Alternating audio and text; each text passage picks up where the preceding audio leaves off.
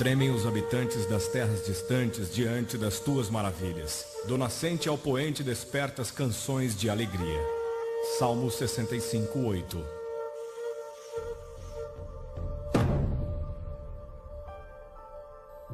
Ele atrai as gotas de água, que se dissolvem e descem como chuva para os regatos. As nuvens as despejam em aguaceiros sobre a humanidade.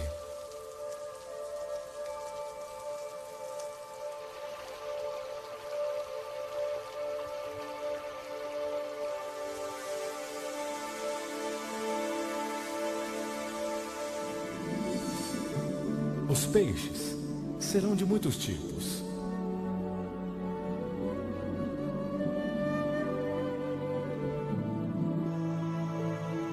Aparecem flores na terra.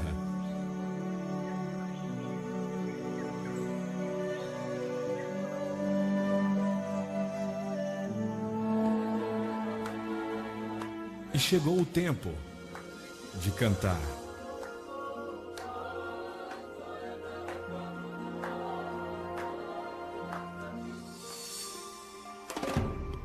Uma voz ordena: clame! E eu pergunto: o que clamarei?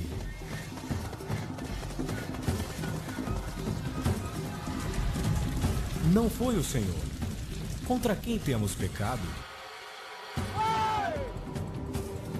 Pois eles não quiseram seguir os seus caminhos. Não obedeceram a sua lei. De modo que ele lançou sobre eles o seu furor. A violência da guerra.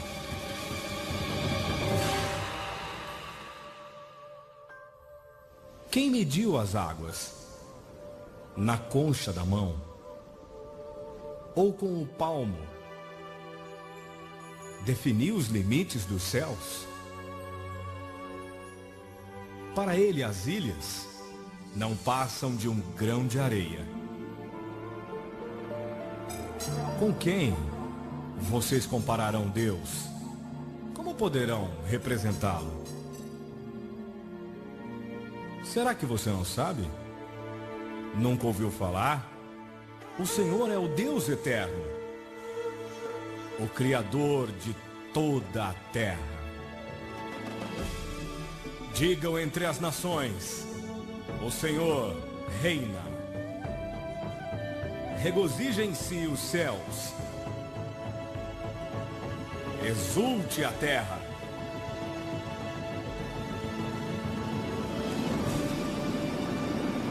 Ruja o mar. Versão brasileira, Walker Productions.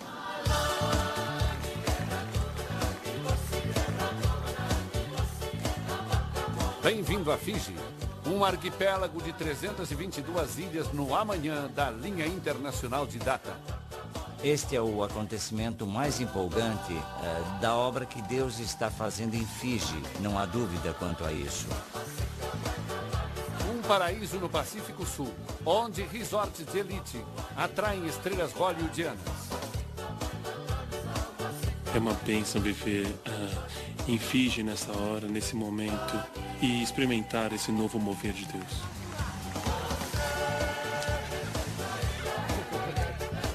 $850.000 pessoas têm a sorte de viver aqui permanentemente. Um pouco mais da metade são fijianos étnicos. O resto são, na maioria, indianos. A comunidade cristã buscou a Deus em oração por quase toda a parte. As pessoas têm clamado a Deus por socorro. Eles buscaram a Deus e pediram que Deus interviesse. Ele respondeu às nossas orações. Agora, Fiji está num pleno avivamento nacional. É algo que ansiávamos por anos que as igrejas se ajuntassem. Esse grande espírito de avivamento que chegou, isso é obra de Deus, não é obra humana. Nós ficamos simplesmente maravilhados quando vemos o que está acontecendo.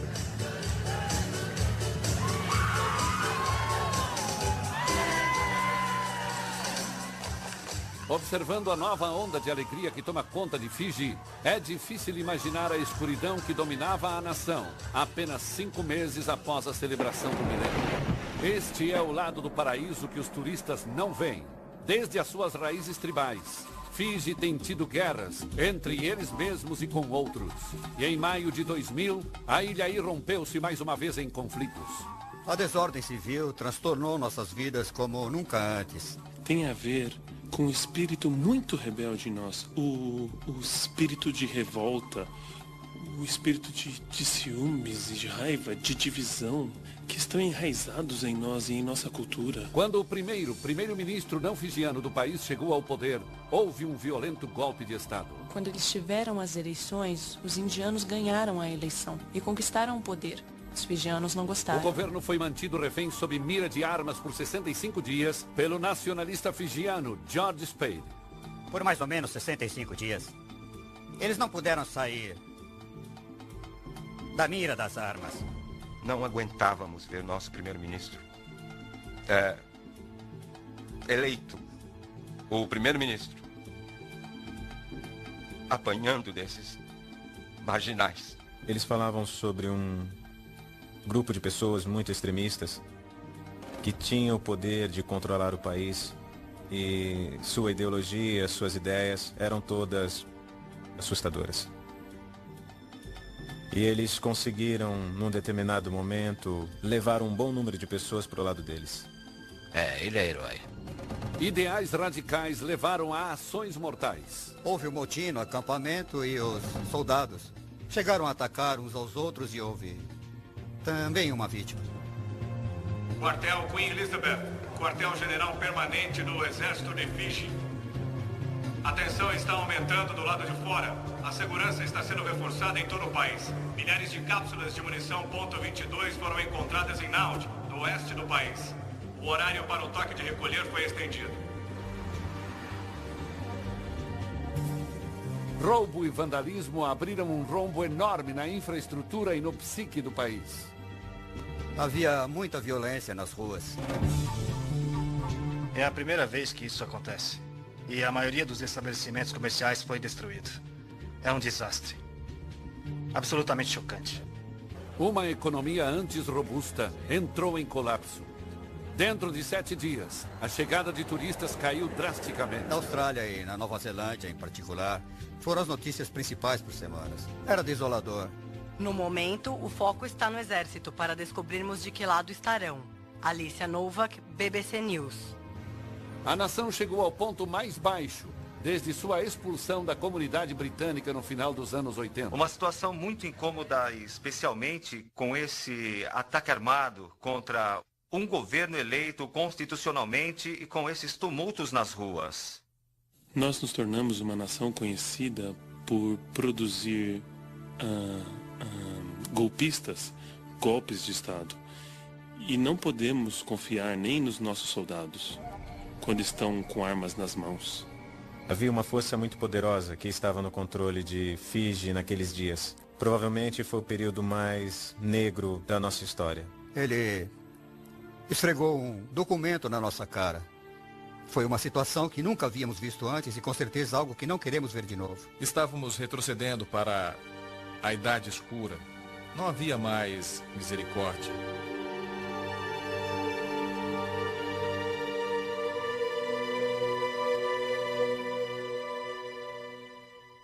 Foi no meio dessa revolta política que muitos líderes começaram a sondar seus corações. Por que isso acontece em nossa geração? A resposta foi tão dolorosa quanto a pergunta. Quando tudo deu errado no governo, as pessoas culpavam as diferentes denominações por aquela divisão. As igrejas e congregações em Fiji estavam tão divididas. Não havia nem um pouco de união. E a única coisa que fazíamos era dizer, somos melhores, estamos certos, eles estão errados. E ficávamos apontando o dedo uns aos outros. As pessoas caminhavam em direções contrárias, faziam o que bem queriam. Parecia que em toda a esquina de Fiji estávamos nos perguntando, nos conselhos das províncias, no parlamento, todos os lugares, nós tentamos isso e aquilo, nada funcionou. Devidamente alarmado, o presidente de Fiji, com seus ministros principais, marcou uma reunião com os líderes da igreja. A mensagem dele foi cortês, mas direta ao ponto. A falta de união das denominações estava tendo sérias consequências. E as consequências estavam afetando a nação inteira. E assumimos a responsabilidade pelo que acontecia na nação. A igreja de Fiji só tinha uma coisa a fazer: ajoelhar-se.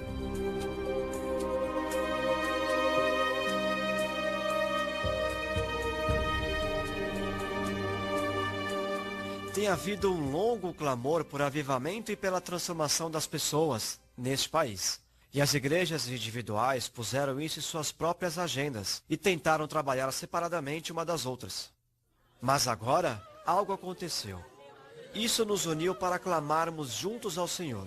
Este é o choro genuíno do povo do fundo do seu coração perante seu Deus. Não eram apenas soluços, era uma lamentação. As pessoas simplesmente clamavam. Então, por todo lado, as pessoas oravam. Elas sabiam que qualquer solução para o problema de Fiji teria de vir de Deus, e somente de Deus. Quando aconteceram os eventos de maio de 2000, alguns pastores ajuntaram as suas igrejas e simplesmente oraram e se submeteram a Deus. E pediram a Deus que os perdoasse e que Deus os ajudasse, porque acredito que eles acreditavam que era o último chamado de Deus. Não apenas para os pastores, mas para o povo. E nossos líderes, eles se humilharam e se voltaram para Deus. Foi através das orações em todo o país, nas várias denominações, que o país foi resgatado da beira de um desastre. Fiji precisava de um milagre e havia apenas uma pessoa que poderia realizá-lo. E acredito, e estou muito animado que Deus interveio e trouxe união para seu corpo. Nós vivíamos para isso, porque sabíamos que o avivamento atingiria esse país. Os cristãos começaram a acordar para o fato de que há muito tempo deveriam estar cooperando com Deus e uns com os outros. Quando vimos o que estava acontecendo, o declínio da nação, acho que muitos de nós falamos: ei, acho que agora é hora de nos unirmos. Nós resolvemos que deveríamos estender um convite para todas as igrejas cristãs e movimentos cristãos do país para uma reunião. Foi o momento da verdade. As igrejas fijianas estavam acostumadas a tomarem seu próprio rumo. Elas aceitariam esse convite para se juntarem? Recebemos bem em cima da hora esse convite. Recebemos às 10 horas da manhã e a reunião era às 2 horas da tarde. E fiquei surpreso quando tivemos nossa primeira reunião. Quando ele chegou às 2 horas, seu escritório estava lotado de ministros, chefes das diversas denominações. Meu escritório não comportava tantas pessoas. Para mim, eu ainda não acreditava que isso realmente havia acontecido. Eu sempre soube, desde o início, que um dos elementos que faltavam no avivamento e no mover de Deus na cidade era o ajuntamento do corpo de Cristo.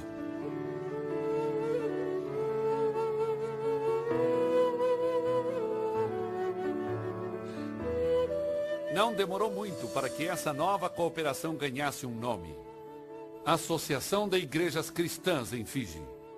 Energizada pelo Espírito, essa associação do reino logo estava oferecendo encorajamento prático para inúmeros projetos e instituições. E para nós, sabe, isso era um milagre dos milagres e não conseguimos acreditar. Essa é uma história do mover do Espírito nas igrejas. Eu posso dizer que essa união veio através da oração. Agora estamos nos ajuntando. É maravilhoso o poder da oração. A Igreja Metodista, a maior denominação em Fiji, foi uma das primeiras a serem varridas por esse novo mover de Deus. Fomos pegos de surpresa pelo programa de Deus. Não estava na agenda da Igreja Metodista que trabalharíamos juntos com o resto do corpo de Cristo antes do final de 2001. Ainda me lembro das palavras do presidente da Igreja Metodista quando ele disse: acredito que o céu está regozijando porque, finalmente, estamos unidos. Antes eu só pensava em mim mesmo, mas agora percebo que preciso dos outros pastores. Se pudermos trabalhar juntos, unidos, podemos ganhar nossa cidade para Jesus. Eu apenas sei que nasceu de Deus, porque agora trabalhamos com pessoas que antes era como se fosse gato e rato, sabe? E então, quando o gato e o rato podem andar juntos, só pode ser Deus, não é verdade?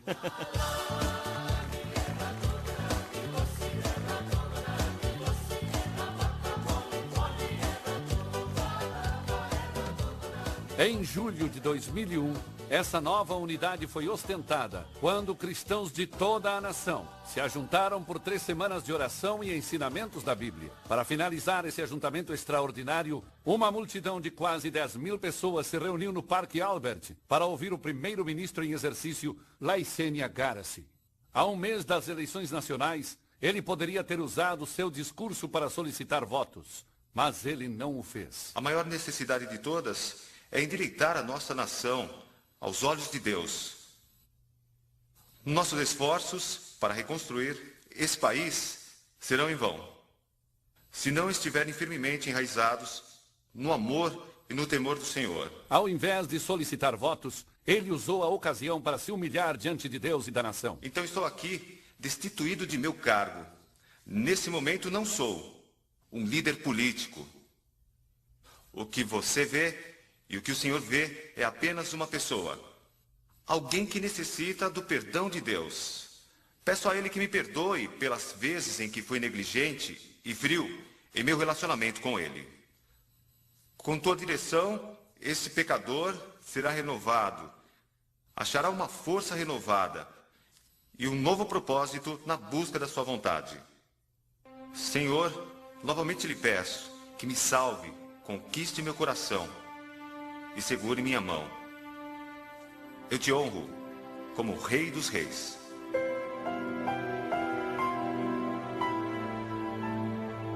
Eu o conheço pessoalmente, então quando ele se levantou aquele dia e fez aquela confissão, ficamos todos muito surpresos. Eu nunca seria capaz de cumprir minha tarefa sem a ajuda de Deus.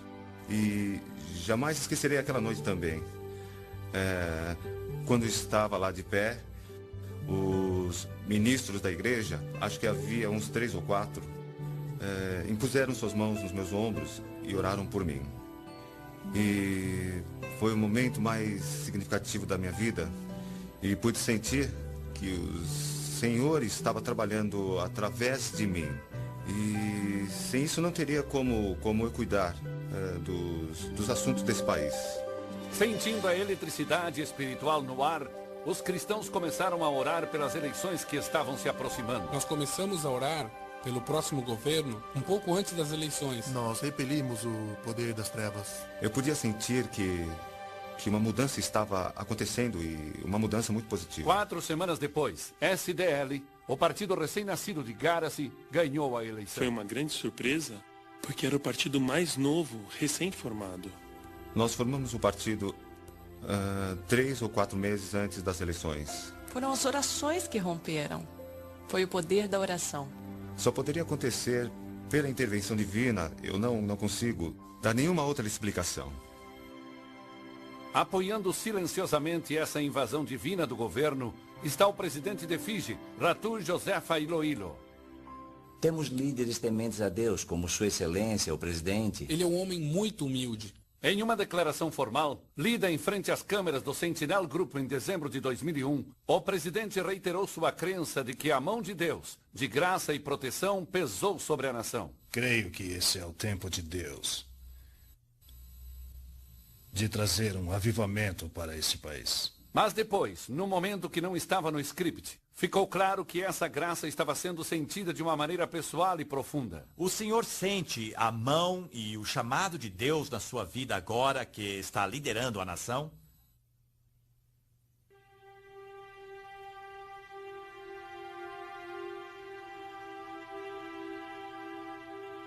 Foi um silêncio eloquente. É uma pergunta muito tocante. No momento em que eu ouvi, Deus falou comigo e disse: "Este é o líder da nação pelo qual você está orando." Eu o coloquei ali. Até recentemente, Josefa Rabono serviu como guarda presidencial, uma função que lhe concedeu acesso ímpar à residência da primeira família. De manhã o presidente sempre acordava por volta de 4h30 e colocava o terno, não ficava de pijama. Sentava na sua cama e tinha um tempo de comunhão com Deus toda manhã, era toda manhã. Como um grupo de auxiliares piedosos, o presidente e a primeira-dama invocaram os propósitos dos céus. Deus, que o Senhor escolha a dedo os líderes do governo nessa eleição. Que o seu dedo os escolha. A resposta de Deus foi rápida. E todas as manhãs começamos a ver os resultados. Como um homem novo ao timão, o governo começou a adquirir uma nova fase. E temos muitas pessoas no ministério, e isso me deixa muito feliz, que são cristãos nascidos de novo. É simplesmente o dedo de Deus. É o que o senhor está fazendo. Taito Wonga Vakatonga era um pastor local. Agora ele é o presidente do Senado. É o poder da oração. Eu fui nomeado e estou onde estou só por causa da oração, por causa dele. Absalom Tundreu, outro homem humilde de Deus, foi indicado para chefiar o recém-criado Ministério da Reconciliação. Este é o nosso desafio. Precisamos fazer com que os líderes profissionais, religiosos, políticos, enxerguem uma só visão. Andi Azena Thathau foi a última candidata a conquistar uma vaga no parlamento nas eleições de 2001. Mas Deus e a nação estavam esperando por ela.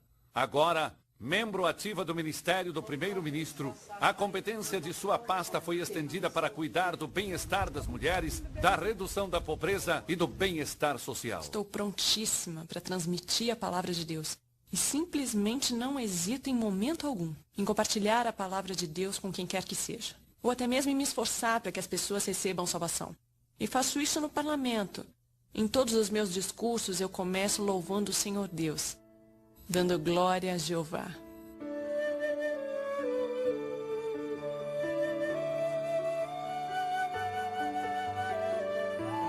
Com a igreja unida e o governo recheado com servos de Deus, Fiji começou a recuperar sua herança espiritual. Muitas pessoas que antes nunca quiseram ir à igreja, agora estou começando a vê-las. Elas querem e me perguntam, quando é o avivamento? Uma tocha de avivamento, encomendada pelo presidente Iloilo no Parque Albert Raleigh, começou a percorrer lentamente todo o arquipélago de Fiji. Muitas cidades e vilas a receberam com grande emoção. Quando eles carregam a tocha por aí, os chefes, eles choram. Todos ficam tão emocionados com aquilo e dizem, é como se fosse, sabe, como se a luz tivesse chegado à nossa terra, é como se o evangelho tivesse chegado a nós pela primeira vez. Nós vimos que o fogo de Deus está sendo espalhado por toda a nação. Todo o arquipélago de Fiji se entregando ao Senhor. É isso que eu quero ver.